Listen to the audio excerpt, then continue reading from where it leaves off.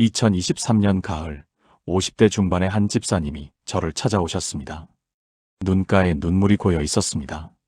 목사님, 제가 6개월 동안 매일 아침 시편 23편을 소리내어 읽었는데요. 제 인생이 완전히 바뀌었어요. 그분의 손에는 낡은 성경책이 들려 있었고 시편 23편 페이지는 눈물 자국으로 얼룩져 있었습니다. 저는 그날 그분의 이야기를 들으며 깊은 감동을 받았습니다. 6개월 전 그 집사님은 남편의 사업 실패로 집을 잃을 위기에 처해 있었습니다. 자녀들은 독립했지만 경제적으로 도와줄 형편이 되지 않았고 빚독촉 전화가 하루에도 수십 통씩 걸려왔습니다. 밤마다 불안과 두려움에 잠을 이루지 못했고 기도해도 하늘이 막힌 것 같았다고 합니다. 그런데 어느 날 새벽 라디오에서 한 목사님이 이렇게 말씀하시는 것을 들었답니다. 매일 아침 30분씩 시편 23편을 소리내어 읽어보세요. 하나님이 일하십니다. 처음에는 반신반의했다고 합니다. 고작 6절짜리 시편을 읽는다고 뭐가 달라지겠어? 하지만 더 이상 잃을 것도 없다는 심정으로 다음 날부터 시작했습니다. 여호와는 나의 목자시니 내게 부족함이 없으리로다. 처음 일주일은 아무 변화도 느껴지지 않았습니다. 그런데 2주째 되던 어느 날 마음 한구석에서 작은 평안이 밀려오기 시작했습니다. 한 달이 지나자 불안이 줄어들고 있다는 것을 느꼈습니다. 2달째 기도할 때 하나님의 임재가 느껴지기 시작했습니다.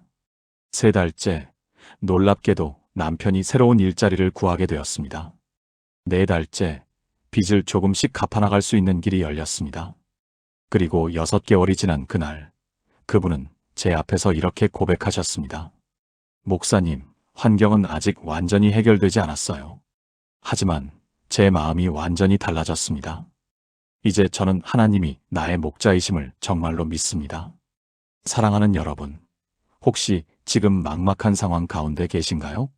아무리 기도해도 변하지 않는 현실 앞에서 지쳐 있지는 않으신가요? 오늘 저는 시편 23편이라는 하나님의 특별한 선물을 여러분과 나누고자 합니다. 단 6절의 이 놀라운 시편을 매일 소리내어 읽을 때 일어나는 7가지 기적을 함께 나누겠습니다. 이것은 단순한 종교적 습관이 아닙니다. 이것은 하나님의 살아계신 음성을 여러분의 삶 속으로 초대하는 영적 실제입니다. 지금부터 함께 그 놀라운 비밀의 문을 열어보시겠습니까? 현대를 살아가는 우리에게 불안은 일상이 되어버렸습니다. 아침에 눈을 뜨면 가장 먼저 드는 생각이 걱정인 분들이 많으실 겁니다. 건강은 괜찮을까? 자녀들은 잘 지내고 있을까? 경제적으로는 버틸 수 있을까? 앞으로 무슨 일이 생기지는 않을까? 이런 불안은 마치 무거운 짐처럼 우리 어깨를 짓누릅니다. 밤에는 잠을 설치고 낮에는 집중할 수 없게 만듭니다. 기도해도 마음이 진정되지 않고 말씀을 읽어도 평안이 오지 않을 때가 있죠. 여러분도 그런 경험이 있으시지 않습니까? 그런데 다윗은 시편 23편 1절에서 이렇게 선포합니다. 여호와는 나의 목자시니 내게 부족함이 없으리로다. 시편 23편 1절입니다. 단 한 문장입니다. 하지만 이 한 문장 속에 모든 불안을 잠재울 수 있는 능력이 담겨 있습니다.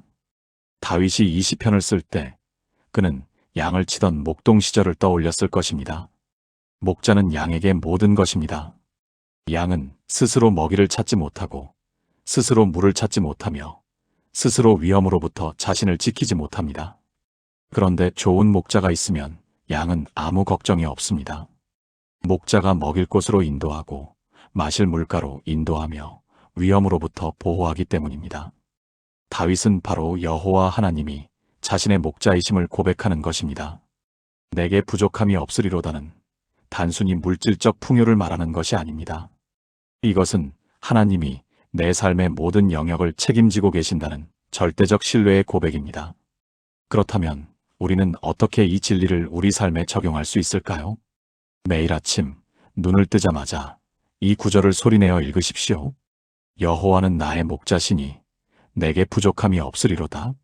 한 번만 읽지 마시고 천천히 여러 번 반복해서 읽으세요. 읽을 때마다 나의 목자라는 단어에 집중하십시오.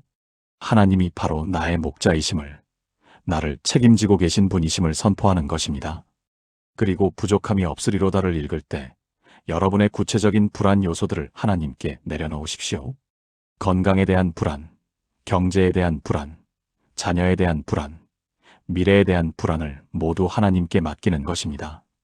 서울에 사시는 62세 김권사님의 이야기입니다.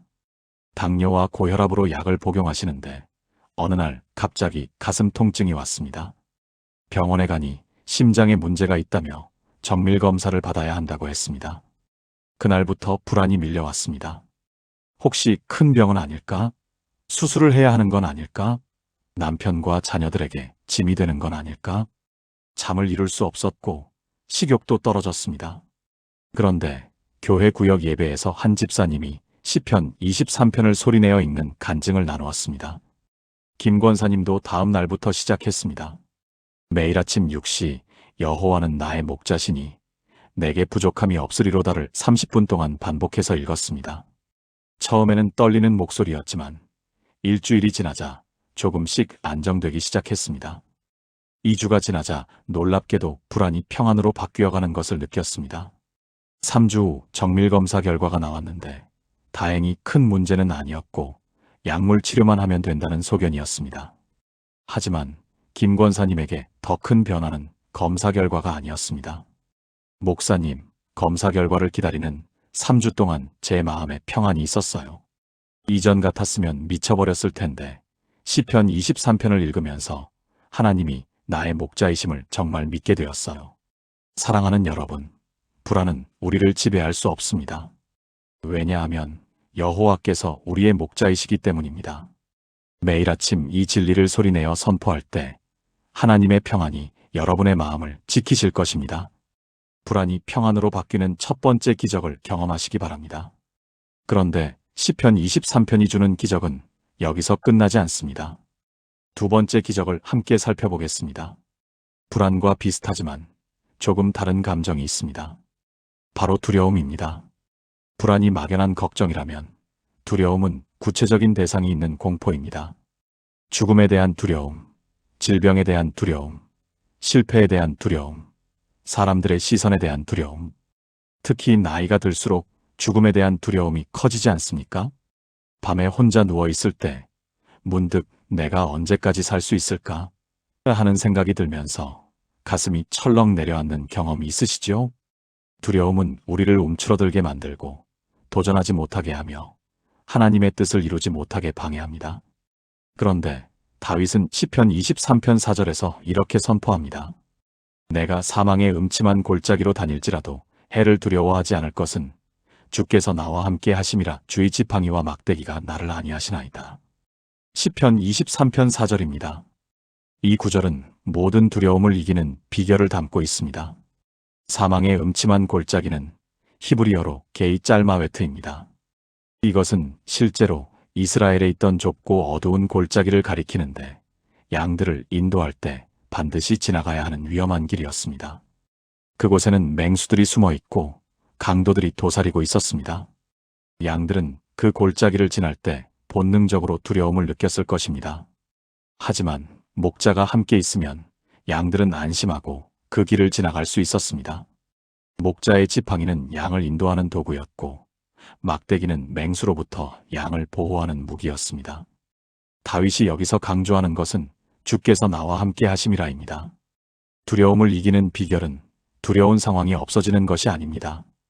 그 상황 속에서도 하나님이 함께 하심을 아는 것입니다.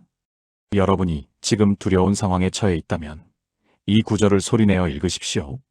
내가 사망의 음침한 골짜기로 다닐지라도 해를 두려워하지 않을 것은 주께서 나와 함께 하심이라.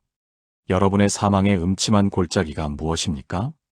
병원 진료실일 수도 있고 법정일 수도 있으며 경제적 파산의 위기일 수도 있습니다. 그 구체적인 상황을 떠올리면서 이 말씀을 선포하십시오. 주께서 나와 함께 하심이라.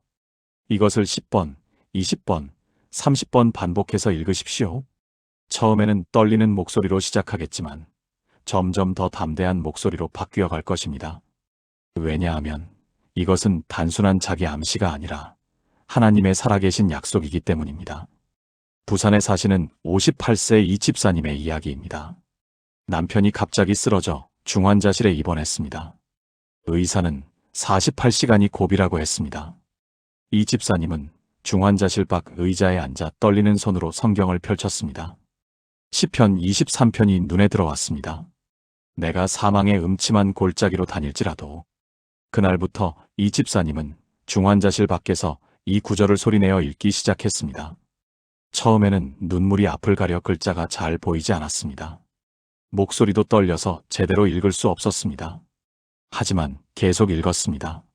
1시간, 2시간, 3시간. 밤새도록 읽었습니다. 그러다 보니 어느새 두려움이 사라지고 담대함이 생기기 시작했습니다. 하나님이 우리와 함께 하신다. 결과가 어떻든 하나님이 함께 하신다. 48시간이 지났습니다. 남편은 기적적으로 깨어났습니다. 의사들도 놀라워했습니다. 하지만 이 집사님에게는 더 큰 기적이 있었습니다. 목사님, 저는 그 48시간 동안 두려워하지 않았어요. 처음에는 무서웠지만 시편 23편을 읽으면서 하나님이 정말 우리와 함께 하신다는 것을 경험했어요. 그 후로도 이 집사님은 매일 아침 시편 23편을 읽습니다. 남편의 회복 과정이 순탄하지만은 않았지만 이제 그분은 어떤 상황에서도 담대합니다. 사랑하는 여러분, 두려움은 우리를 지배할 수 없습니다. 왜냐하면 주께서 우리와 함께 하시기 때문입니다. 매일 이 진리를 선포할 때 여러분의 두려움은 담대함으로 변할 것입니다. 이것이 시편 23편이 주는 두 번째 기적입니다. 그런데 세 번째 기적은 더욱 놀랍습니다. 우리는 항상 부족함을 느끼며 살아갑니다. 돈이 부족하고, 시간이 부족하며, 건강이 부족하고, 사랑이 부족합니다. 특히 은퇴 후 경제적 부족함은 많은 분들의 고민거리입니다. 연금만으로는 생활하기 어렵고, 자녀들에게 손 벌리기는 미안하고, 병원비는 계속 늘어나고, 또 어떤 분들은 정서적 부족함을 느낍니다.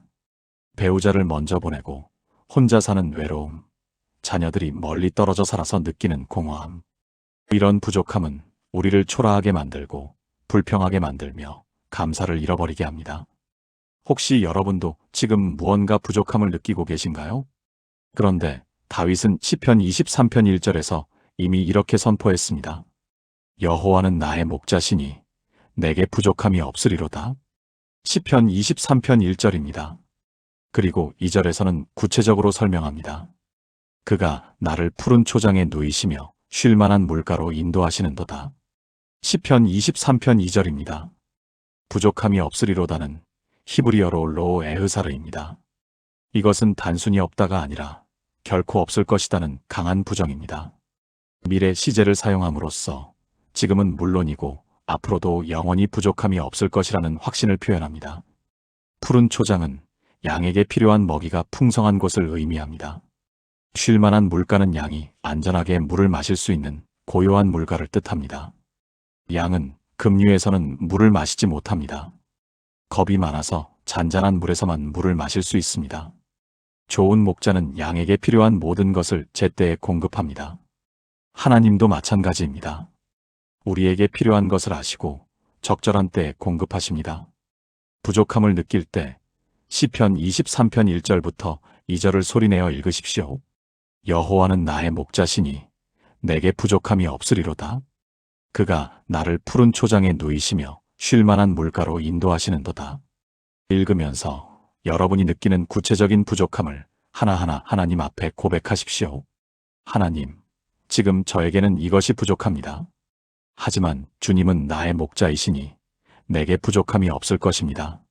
이것을 선포할 때 여러분은 부족함이 아니라 공급하시는 하나님께 초점을 맞추게 됩니다. 그리고 놀랍게도 하나님은 정말로 필요한 것을 채워주십니다. 때로는 우리가 원하는 방식이 아닐 수도 있습니다. 하지만 가장 좋은 방법으로 가장 적절한 때에 채워주십니다. 대구에 사시는 65세 박권사님의 이야기입니다. 남편이 일찍 돌아가시고 혼자 작은 가게를 운영하며 생활하셨습니다. 그런데 코로나19 이후 가게 매출이 급격히 떨어졌습니다. 월세와 생활비를 내고 나면 남는 것이 거의 없었습니다. 어느 날 전기요금 고지서를 보고 한숨을 쉬었습니다. 어떻게 이걸 내지? 그날 밤 잠을 이루지 못하고 누워 계시는데 문득 시편 23편이 떠올랐습니다. 다음 날부터 박 권사님은 매일 아침 가게 문을 열기 전에 시편 23편을 소리내어 읽기 시작했습니다. 여호와는 나의 목자시니 내게 부족함이 없으리로다. 처음에는 현실과 너무 달라서 믿기지 않았습니다. 하지만 계속 읽었습니다. 일주일, 한 달, 두 달. 그러던 어느 날 오랫동안 연락이 끊겼던 조카가 가게에 찾아왔습니다. 그리고 뜻밖의 말을 했습니다. 고모, 제가 작은 회사를 하나 차렸는데요. 고모가 파시는 상품을 저희 직원들 선물용으로 정기적으로 구매하고 싶어요. 그날부터 박 권사님 가게의 매출이 조금씩 늘어나기 시작했습니다. 극적인 변화는 아니었지만 월세와 생활비를 내고도 조금씩 여유가 생겼습니다. 더 놀라운 것은 박 권사님의 마음이었습니다. 목사님, 이제 저는 부족함을 보지 않고 공급하시는 하나님을 봅니다. 통장 잔고가 얼마인지보다 하나님이 나의 목자이시다는 것이 더 중요해졌어요. 사랑하는 여러분, 부족함은 우리를 정의하지 못합니다. 왜냐하면 우리에게는 모든 것을 공급하시는 목자가 계시기 때문입니다. 매일 이 진리를 선포할 때 여러분의 부족함은 풍족함으로 채워질 것입니다.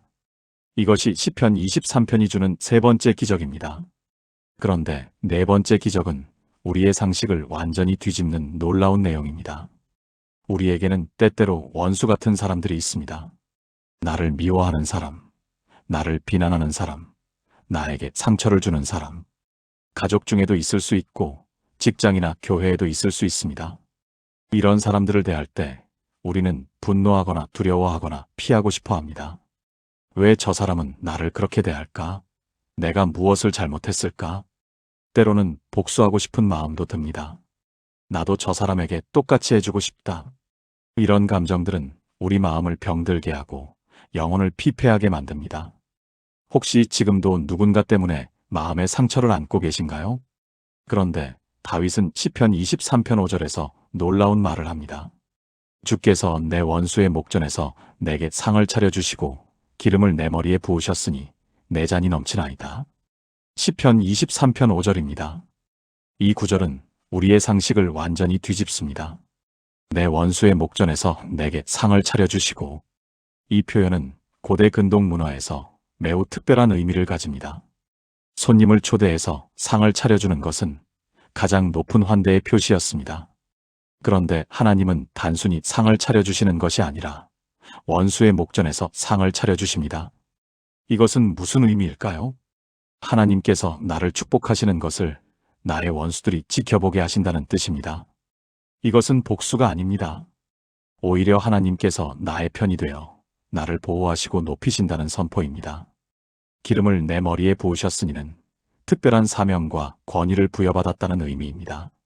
내 잔이 넘치나이다는 풍성한 축복을 의미합니다. 하나님은 원수가 있는 바로 그 자리에서 우리를 축복하십니다. 여러분에게 원수 같은 사람이 있다면 시편 23편 5절을 소리내어 읽으십시오. 주께서 내 원수의 목전에서 내게 상을 차려주시고 기름을 내 머리에 부으셨으니 내 잔이 넘치나이다. 이 말씀을 읽으면서 그 사람을 위해 기도하십시오. 쉽지 않을 것입니다. 처음에는 억지로라도 하십시오. 하나님, 그 사람을 축복하소서. 그리고 저도 축복하소서. 이것을 매일 반복할 때 놀라운 일이 일어납니다. 여러분의 마음이 변화되기 시작합니다. 미움이 사라지고 용서가 생기며 평안이 찾아옵니다. 그리고 때로는 그 원수 같던 사람이 변화되는 기적도 일어납니다. 하지만 더 중요한 것은 하나님께서 여러분을 축복하신다는 것입니다. 인천에 사시는 60세 최 집사님의 이야기입니다. 남편의 동생, 즉 시동생과 재산 문제로 10년 넘게 법적 다툼을 하고 있었습니다. 시어머니 돌아가시면서 남긴 집 때문이었습니다. 시동생은 집이 자기 것이라고 주장했고 남편은 어머니가 자신에게 준 것이라고 했습니다. 법정 싸움이 길어지면서 가족 관계는 완전히 깨졌습니다. 최 집사님은 시동생 생각만 해도 화가 치밀었고 밤마다 분노로 잠을 이루지 못했습니다. 건강도 나빠졌습니다. 혈압이 올라가고 소화도 안 되었습니다. 그런데 어느 날 새벽 기도회에서 목사님이 시편 23편 5절 말씀을 전했습니다. 주께서 내 원수의 목전에서 내게 상을 차려주시고, 그날 최 집사님은 충격을 받았습니다. 하나님이 내 원수 앞에서 나를 축복하신다고? 집에 돌아와서 시편 23편을 펼쳤습니다. 그리고 매일 아침 이 5절을 소리내어 읽기 시작했습니다. 처음 한 달은 너무 어려웠습니다. 읽으면서도 시동생에 대한 미움이 치밀었습니다. 하지만 계속 읽었습니다. 2달째 조금씩 마음이 풀리기 시작했습니다. 3달째 시동생을 위해 억지로라도 기도하기 시작했습니다. 6달이 지났을 때 놀라운 일이 일어났습니다.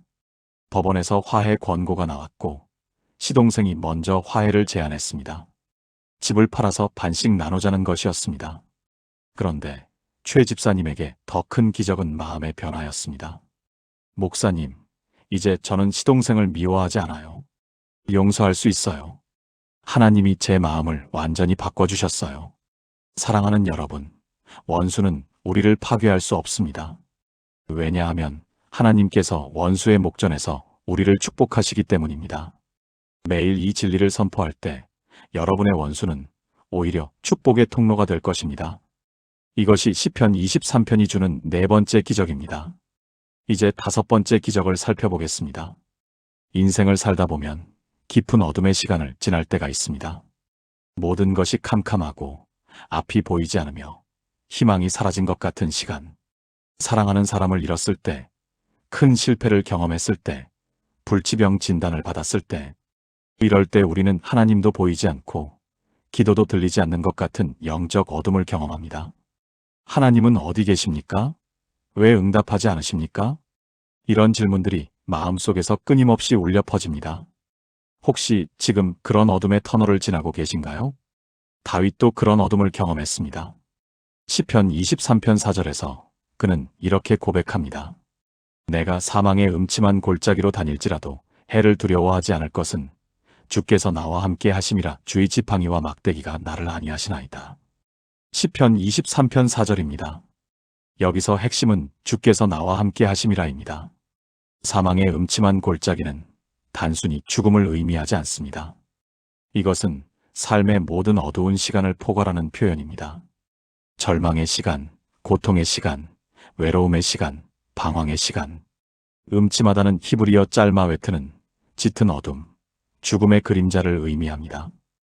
햇빛이 전혀 들어오지 않는 깊은 어둠을 뜻합니다. 그런데 다윗은 그 어둠 속에서도 해를 두려워하지 않겠다고 말합니다. 왜냐하면 주께서 나와 함께 하시기 때문입니다. 어둠이 사라지지 않아도 그 어둠 속에 하나님이 함께 계시면 두렵지 않다는 것입니다.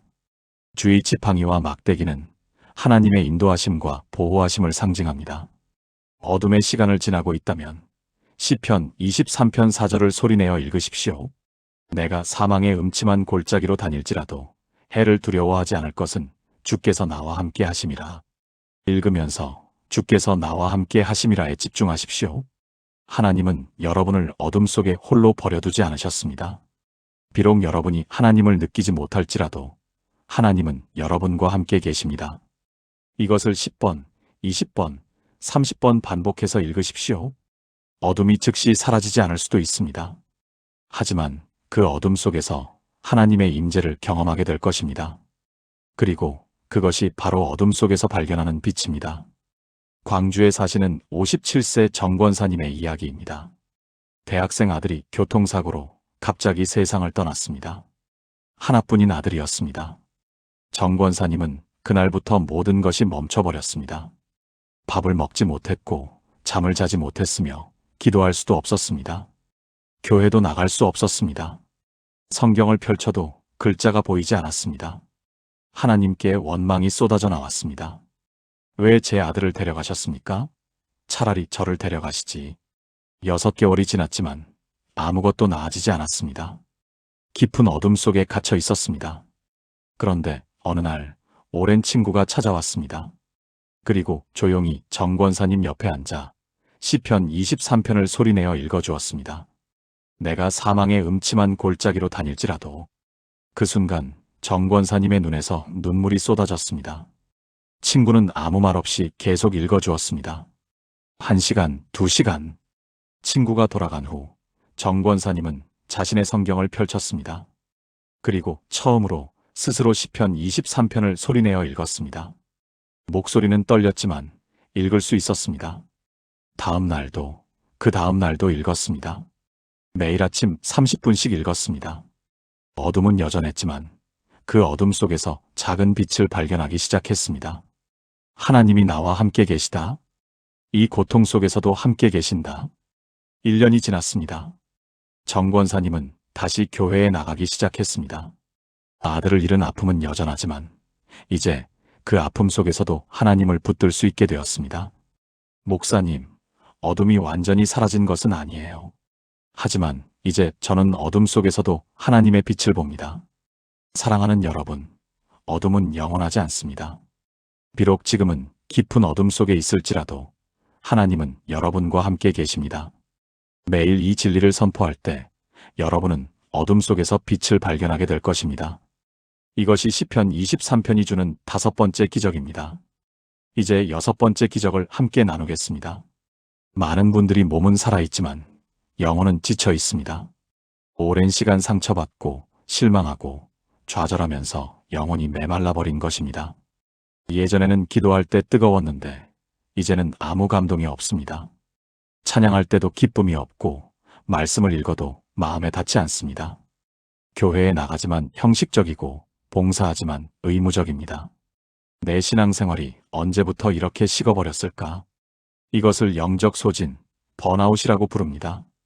혹시 지금 여러분의 영혼도 지쳐있지는 않습니까? 다윗은 시편 23편 3절에서 이렇게 고백합니다. 내 영혼을 소생시키시고 자기 이름을 위하여 의의 길로 인도하시는도다. 시편 23편 3절입니다. 이 구절은 영혼 회복의 비밀을 담고 있습니다. 내 영혼을 소생시키시고는 히브리어로 나페쉬 예쇼베브입니다. 나페쉬는 영혼, 생명, 존재 전체를 의미합니다. 예쇼베브는 돌이키다, 회복하다, 새롭게 하다는 뜻입니다. 이것은 단순히 쉬는 것이 아닙니다. 완전히 새롭게 되는 것, 생명력이 다시 살아나는 것을 의미합니다. 양이 지쳐서 쓰러져 있을 때 목자는 양을 일으켜 세우고 다시 걸을 수 있게 합니다. 마찬가지로 하나님은 우리의 지친 영혼을 소생시키십니다. 자기 이름을 위하여는 하나님의 영광을 위하여라는 뜻입니다. 하나님은 우리를 회복시키심으로 하나님의 선하심과 능력을 나타내십니다. 영혼이 지쳐 있다면 시편 23편 3절을 소리내어 읽으십시오. 내 영혼을 소생시키시고 자기 이름을 위하여 의의 길로 인도하시는도다. 읽으면서 하나님께 여러분의 지친 영혼을 내어드리십시오. 하나님, 제 영혼이 메말랐습니다. 소생시켜 주소서. 이것을 매일 30분씩 반복해서 읽으십시오. 처음에는 아무 변화도 느껴지지 않을 수 있습니다. 하지만 계속하십시오. 일주일, 한 달, 2달. 어느 순간 여러분은 영혼이 다시 살아나는 것을 경험하게 될 것입니다. 기도할 때 다시 뜨거워지고 찬양할 때 눈물이 나며 말씀이 다시 달콤해집니다. 제주도에 사시는 63세강 집사님의 이야기입니다.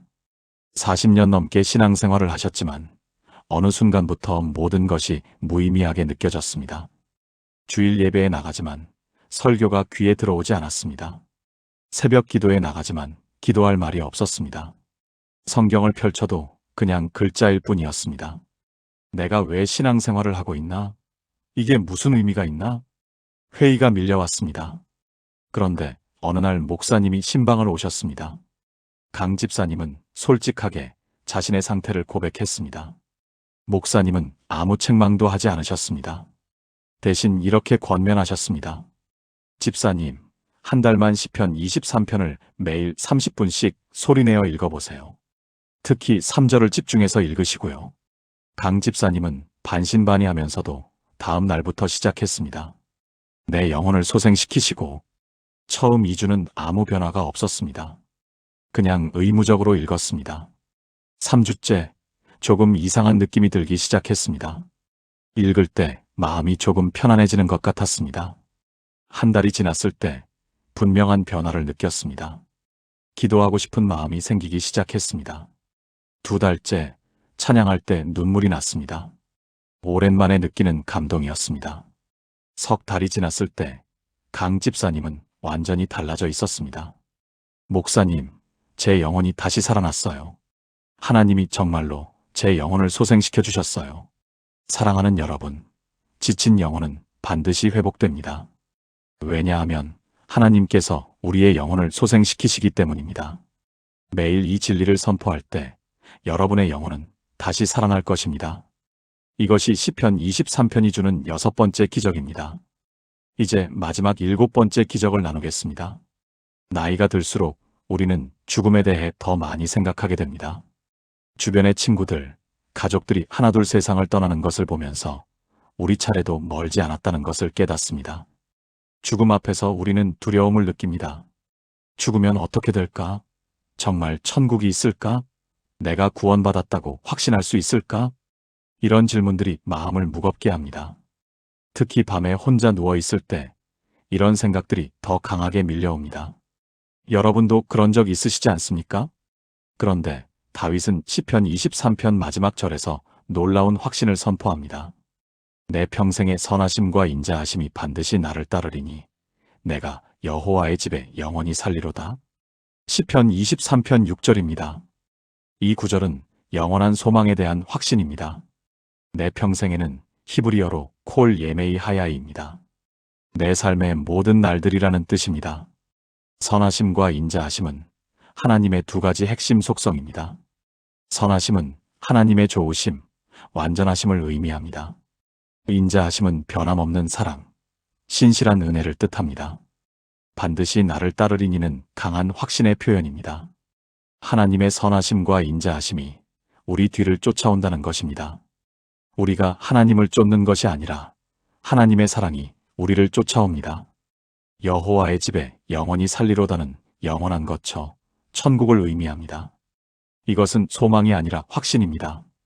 살리로다는 미래 확정 시제로 반드시 그렇게 될 것이라는 선포입니다. 죽음에 대한 두려움이 있다면 시편 23편 6절을 소리내어 읽으십시오. 내 평생의 선하심과 인자하심이 반드시 나를 따르리니 내가 여호와의 집에 영원히 살리로다. 읽으면서 반드시라는 단어에 집중하십시오.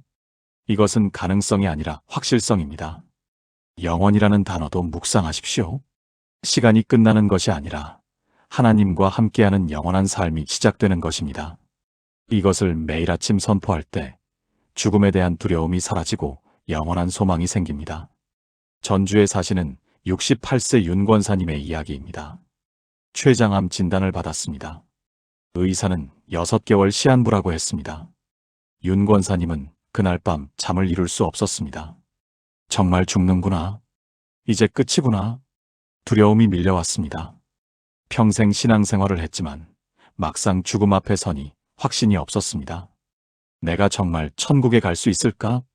다음 날 교회에 가서 목사님께 고백했습니다.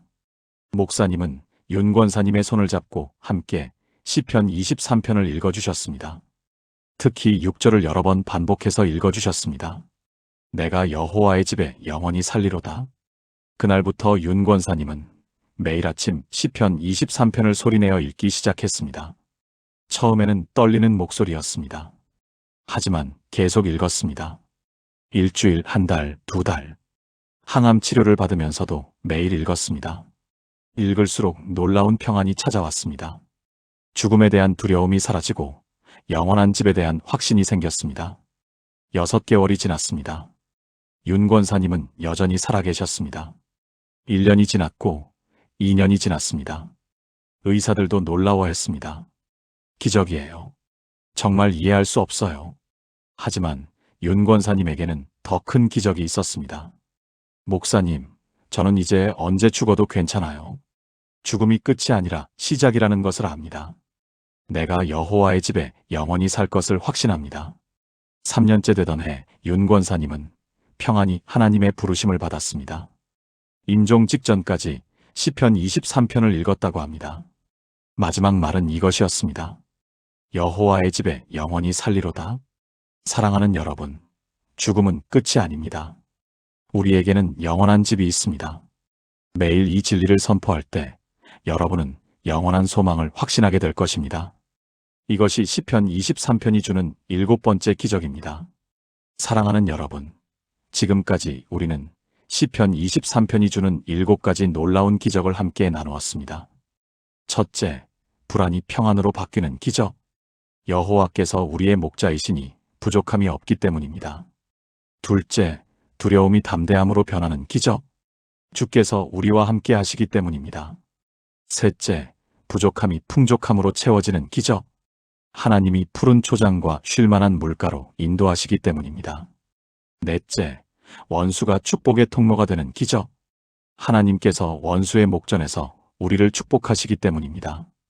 다섯째, 어둠 속에서 빛을 발견하는 기적. 사망의 음침한 골짜기에서도 하나님이 함께 하시기 때문입니다. 여섯째, 영혼이 회복되는 기적. 하나님께서 우리의 영혼을 소생시키시기 때문입니다. 일곱째, 영원한 집을 확신하는 기적. 우리가 여호와의 집에 영원히 살 것이기 때문입니다. 이 모든 기적은 단 6절의 시편 23편 안에 담겨 있습니다. 그리고 이 기적들은 여러분이 매일 소리내어 읽을 때 여러분의 삶 속에서 실제로 일어날 것입니다. 오늘부터 시작해 보시겠습니까? 매일 아침 30분 시편 23편을 소리내어 읽으십시오. 처음에는 변화가 느껴지지 않을 수도 있습니다. 하지만 계속하십시오. 일주일, 한 달, 석 달, 6달. 어느 순간 여러분은 놀라운 변화를 경험하게 될 것입니다. 이것은 제 말이 아닙니다. 이것은 하나님의 살아계신 약속입니다. 여러분이 이 7가지 기적을 경험하시는 분이라면 아래 댓글에 아멘이라고 남겨주세요. 그리고 좋아요를 눌러주시고 더 많은 분들이 이 은혜를 받을 수 있도록 공유해 주시기 바랍니다. 사랑하는 여러분, 여호와는 여러분의 목자이십니다. 여러분에게 부족함이 없을 것입니다. 주께서 여러분과 함께 하십니다. 여러분은 여호와의 집에 영원히 살 것입니다. 이 확신을 가지고 오늘 하루도 담대히 살아가시기를 축복합니다.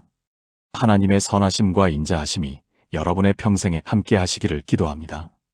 감사합니다.